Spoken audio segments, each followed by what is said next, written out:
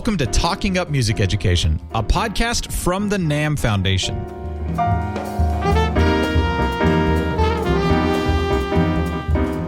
The NAMM Foundation is working to assure that all children have the opportunity to learn and grow with music, and that music is part of daily living for everyone. Talking Up Music Education podcast shares news and stories about music education from teachers, students, parents, school, and community leaders who care about music education and are working to create more opportunities for music learning. And now, here's your host, Mary Lerson. Hi, everyone, and welcome back to Talking Up Music Education. This is Mary Lerson recording here at the NAMM Show 2017. We're in a wonderful soundproof booth here located at the Grand Plaza, just steps away from the stage. So we've had some wonderful live music kind of ambiating through the booth, our soundproof booth. And we've had a wonderful group of guests that we've been chatting with about music education, its importance, what we need to do for music education locally, on the state level, nationally. And I'm delighted to welcome a wonderful friend and national leader of music and arts education working in the Metro Nashville Public Schools for a program that we're all watching with great pride and interest, the expansion of music education through Music Makes Us. Welcome, Laurie. Thank you, Mary. Delighted to be here. Welcome back to another recording of Talking at Music Education. You can scroll back in an earlier recording where we chatted with Laurie. I was in Nashville, and we were chatting with you about several things, so we're glad to have you back. Share an update with Music Makes Us in Nashville. What's the news from this year, the exciting things that have happened? We're in our 5th year of operation. And I always have to say that music education existed in Nashville, certainly, before Music Makes Us started. And we inherited a pretty robust program with 100% participation at the elementary level. But in the last 5 years, we've been able to increase participation, particularly at the middle and high school level. So overall, we have a district of about 85,000 children, and we have about 60% plus of our students are participating in music education. And that to us is a success. Which is a remarkable percentage for a district. And how many, I think you reported to us the percentage increase in the middle and high school, right? At the middle school level, we're at about 52% of our students participating in music, and at the high school level, 27%. Which is one normal reality when students in high school start electing. They're either going to be a physics major, or they're going to something's going to pull them all sorts of directions. So that's still very high. We find that as kids get older, they have more choices, and we work very hard to keep them in music and to keep music as a viable option for them. So you were hired by the school district to lead this program, to be its director, right? What are your responsibilities as director? I came on, as I said, 5 years ago, and this was a new concept for Nashville, and I think nationally also. I think it is very unusual nationally, yeah, which is why we're so interested in it for many reasons. But it's a public-private partnership that was born in our mayor's office. Former Mayor Carl Dean and his Music City Music Council got together and said, what can we do? What can we do to give back to our community? And they landed on education as a way that they can strengthen our community, and particularly music education. So the idea was born that we want the schools to be great. We want our music education to be robust, but we also want to include the community and our community partners and other funders in the private sector to help advance music education for all of our students. So that's where we started. And when I came on board, I was asked to be more of the outward-facing person. We have a team of two professional folks in our department, and I direct the vision and mission and outcomes and strategic planning, stakeholder engagement a piece of our work, and my colleague, Dr. Nola Jones, is the curriculum and instruction and principal engagement part of the work. So we make a really good team. Yeah, it's a dynamic team, too. How wise it was for the district to really look at it this way. It's almost like they made a commitment to having a community coalition, right, through the Music City Advisory Board and the external supporters, simultaneously to ramping up the public expansion. And then making sure that there was leadership that could really hold both sides accountable to its engagement, right? And that's been your job, right? Yes. Very interesting. We didn't call it a collective impact initiative 5 years ago. That term has come into more use in recent years, but that's really what it is. And with all collective impact programs, you need a driver. And I'm grateful that they housed it and gave us the resources and the support to really direct this from inside the school district and engage the community from that vantage point. I know we've been, through the NAM Foundation, very honored to support a couple of the research pieces that have been part of it. And I think that's important, too, to keep reporting back to the community, through real data. I hope it's helped. I hope it's been part of. I know we've reported the data out nationally, and it's been very important to share. It's been really important for our community also to see what we're doing and why it's important. So the support from the NAM Foundation to do that research, to assess the impact and also what our progress has been important for our stakeholders to see, bear witness to, and then to get behind and support. Yeah. We're also, I think, as I talked to, we're interested about doing some other research. So we'll talk maybe in the weeks ahead about some other ideas. Nashville's just been a really important kind of expansion test case. And people around the country are very interested in what's happening in Nashville. And we've brought some people to Nashville to visit, and have other people visited to Nashville too to look at the program? We have entertained visitors from Philadelphia. We get calls a couple of times a week. We're having some folks in from Alabama in a couple of weeks. People are curious. They're curious about what we're doing and how we're doing it. It's the how. Mm-hmm. It's give me the list, give me the checklist to get this done. And I think there are a few things that you've learned along the way too that we would also kind of like to document. What are some of those things that are essential on the district policy level to have to do this expansion work? Have you learned along the way and the district has agreed to make changes or to make adjustments? We're fortunate to have a state policy that does say that music and arts must be a part of every child's education, particularly at K-8. And so that policy, that state policy was important in driving the early years of participation. What our district has done in the way of practice is to enable us, music and arts department, to be at the table with curriculum and instruction. We're not a nice to have, we're a must have.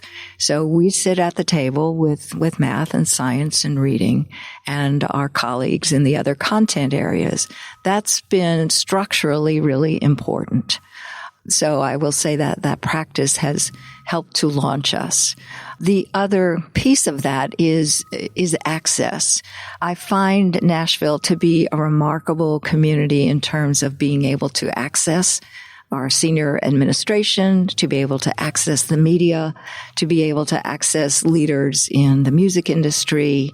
It's extraordinary to me to be able to pick up the phone and call these folks and say, what do you think? Can you help us with this?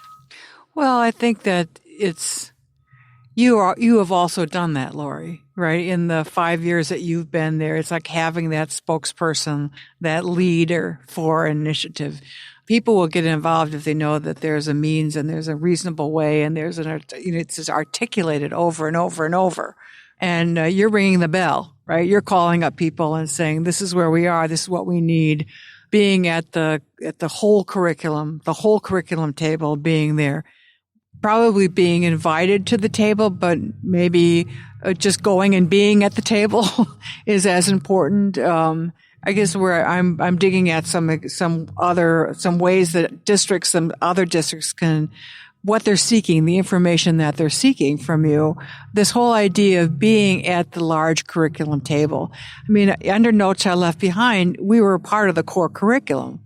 We already had a reason and a national policy, federal policy to go sit at that table. But how many did, right? I mean, it's like, let's take the place at the table. Let's pull out our chair at the table and sit at it. And waiting for the invitation to be at the table. Maybe music makes us initiative, and the pressure from the community, the enthusiasm from the community made that all easier. But it's a place at the table we get to take too, right? And we felt confident in asking for that, and I think they in turn saw that this had great value to our community through the research that we've done. So it feeds, success feeds on itself. And I think the more people see how we're contributing to the overall success of our students, we're not a standalone. We're not a separatist. We want to be part of every child's success. And the more that we say that, then the more those practices are realized through HR, through hiring process, through curriculum revision, through everything it takes to put a program into place. You just got to be busy all the time, right? Yes. You gotta be busy. It's like playing every bar of the xylophone simultaneously, right? Sometimes. Right. Sometimes, right. I've had the joy to go to Nashville and go to some of the music classrooms and see the use of technology in the general music classroom. It's great seeing what is clear there's a consistency of curriculum intent and the flexibility and creativity of teachers to add their individual angle and competencies to the curriculum, and just a lot of care and feeding of teachers. It's something, obviously, there's a real understanding about that. Yeah. I think we saw that as an important piece of how to advance this work. We have a 200 teaching workforce, music teachers in our district, and 400 visual and performing arts teachers overall. And I was talking earlier today with Nola, and she reminded me that for those veteran teachers who've been with the district for 30 years, they will have touched about 12,000 students. That's more than learning notes on a page. That's really knowing students, knowing what they want, knowing what they need to succeed. And it's investing in their professional learning that's going to keep them there, to keep their enthusiasm going, and to keep them motivated to continue to do this very hard work. But, when you put it that way, that's a pretty powerful justification for investing in the layer of administration, right? That keeps information flowing out, but also keeps information flowing back into the high quality teacher force, right? I think we need more information about that, Laurie. What do we do to get more information about that? And I know you think the way I think about assessments and evaluation. So we'll talk more about that. A teacher that's been in a district and lives through a family life for 10, 15 years. We've know stories about that all the time. A family that all children have had the same band director or the same beginning orchestra teacher. And then they go up through a system of other teachers in the district. You're right. It's a phenomenal impact on families, on a community, on a neighborhood that these teachers have. Unlike their math teacher or their language arts teacher, these music teachers have an opportunity to grow up with these students, or the students grow up with these teachers from 5th grade sometimes all the way through high school. So that, I think that has a value all in itself. It's remarkable how close these students and teachers become. We can't take it for granted. High quality programs, high impact programs are deliberately thought about. Again, I credit that to Nashville Music Makes. That many of the things that we know need to be present for a program like this to thrive and expand were really done deliberately. We right? had great intent. That's true. They were deliberate, but I also like to say we're strategic, but we're also opportunistic. Mm-hmm. So when the CMA Foundation calls and said, "So Keith Urban is available. You want to bring some kids to play with him?" Mm-hmm. We say yes. we'll do it. So we want to be nimble. We want to be opportunistic. We want to take advantage of what's out there in the community and people's goodwill and generosity. So it takes both kinds of thinking. Right. You've been involved in at a long and important career in California with the California Alliance for Arts Education. Your work in Nashville. You work with many groups across the country on their education plans. You were involved in the philanthropic sector for a while. How are we doing, Laurie, with all the dreams we have for every child to have a high quality music and arts education? Kind of a look back. What does your 2020 lens tell you, from where we've been the last couple of decades to where we are? When I started doing this work many years ago, I think probably 35 years ago or more, I began doing this work as a teaching artist, actually, as a dance teaching artist. And I was working in rural Maine. And children did not know what dance was. They didn't have any exposure to dance other than perhaps the Nutcracker Ballet. And what I found at that time was, and what really turned me on to doing this work, is that the students and the teachers were so hungry for it. They could see immediately that it's another way to learn. It's another way to express oneself. It's another way to process information. And from those early days in Maine and also in California, where I saw that the wax and wane of arts education because of Prop 13, I think we have come a long way from there. I think arts education is on the rebound. I think we have won the battle to make the case for why arts education is important. We walk into policymakers, legislators' offices, and we say arts education, and they go, "Oh, my son. Oh, my daughter. Oh, I played piano when I was younger." And we're building on there. That. Building on that. Yes, and it's there's a readiness and a willingness to believe. There's still some uncertainty to the how to do it. But I do think we've won that battle with people in the community, in the public sphere, understanding the benefits. So we have won a battle, not the battle, but a battle of relevance. Yes. Right. And now the among the next challenges we are relevant, therefore we need the things that we need to have these great programs. That's right. That's the next step. We have to be at the table to make our relevance, to execute our relevance in the public sphere, in the public school, right? In one public school, in many public schools, we have to be that informed, action-oriented advocate, right? It's about making the case, but then also having a plan for how to get there and what does it look like. Yeah, and how can I do it? We are really at the ask of advocacy. We have to say, whatever the circumstances are, and this is the effectiveness of our network of advocates helping each other. This is my circumstances. What do I need next?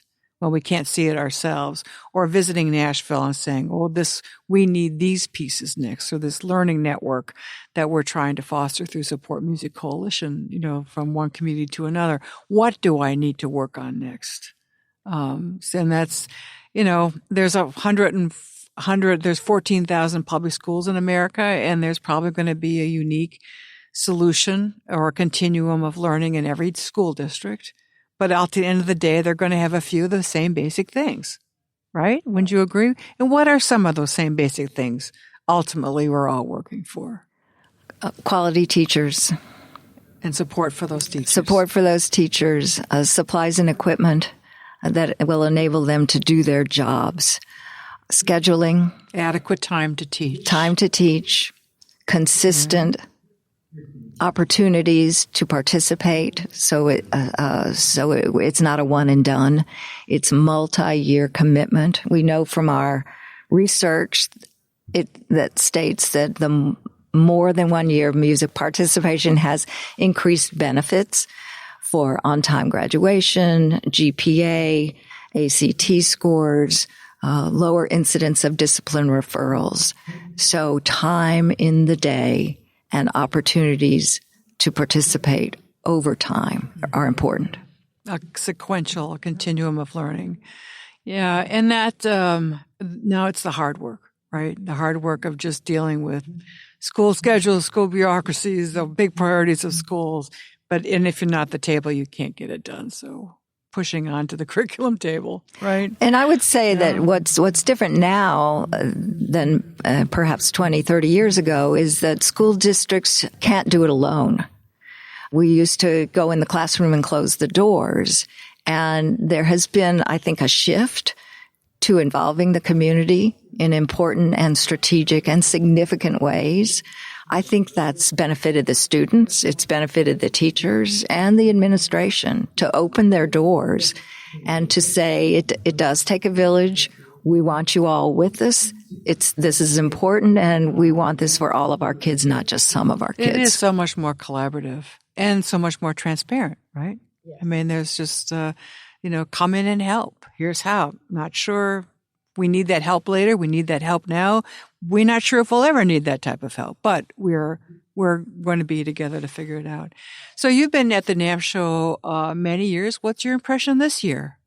It's so exciting to be here. You just get that shiver of anticipation when you see the big marquee up on the convention center and the people start to stream in town. I've started calling it the show of men in black.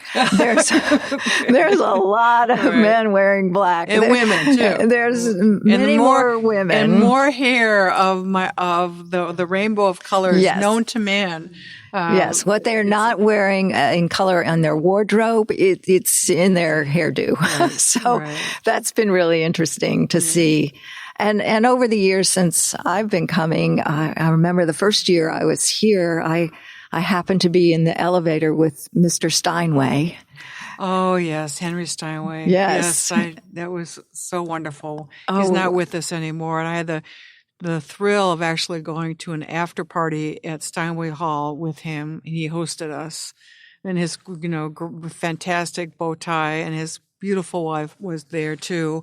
Yeah, it's a family, right? It is. And to see the music tech folks kind of take on the convention in a really exciting way. Mm-hmm. I know that music learning technology is transforming the way we do music education, and it's reflected here at the NAMM show. And that's been a change that I've seen in the last 10 years. Yeah. Yeah. And you're also with us for our day of service this year. And we thank you so much for that. We are having a partnership with the Anaheim Elementary Public School District, 19,000 students that went 20 years or more without any music educators in the school district. And a partnership with Nashville, kind of teaching the teachers and teaching the school administrators how to build a program. They now have 13 full-time music educators in the district. And you were with us. We went back to one of these schools and we played ukuleles and guitars, and we danced and we sang and we played guitar and drums. It was really great. Of course, it all comes home when you get to see the students in action. And your members who volunteer their time to do these days of service it's great. That's when the community is at its best. Yeah. And you can just see on the faces of the students how meaningful it is. And for us to start the NAMM show here in Anaheim that way, it's meant so much to our executive leadership, to our volunteer leadership, our executive committee. It's we know why we're here. all of this sort of makes sense. The fact that we start that way, and it's been really great. So thank you for all your help you've given us with that school district. Another school district that's benefited from the Nashville Music Makes Us connection. Laurie, thank you so much for being here, for once again adding such depth of knowledge and understanding about policy and advocacy to our Talking at Music Education podcast and the community of folks that are learning from us through this podcast. I don't think this will be our last conversation. We touched on some of the same things in our first podcast, but always another perspective that we hope people will learn from. So any final thoughts? Well, as you and I have discussed many times, this work is by its very nature iterative. We learn as we go. We make adjustments as we go. The ideas get bigger, and more people come to the table and join our work. And it's been very exciting. And the most important thing is that we never give up. We just keep moving forward. So we thank Laurie Schell, the director of Music Makes Us from Nashville, Tennessee, for being with us, for joining us again this year at the NAMM Show, and being my guest on Talking Up Music Education.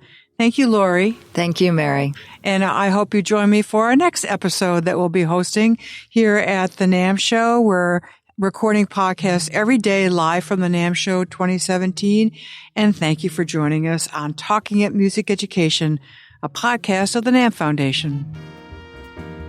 The NAMM Foundation would like to thank Vocal Booth for their support in providing a recording booth for these podcasts recorded live at NAMM Show 2017. Whether you're recording, rehearsing, tracking, mixing, or overdubbing, Vocal Booth has a solution that's right for you. Learn more at vocalbooth.com.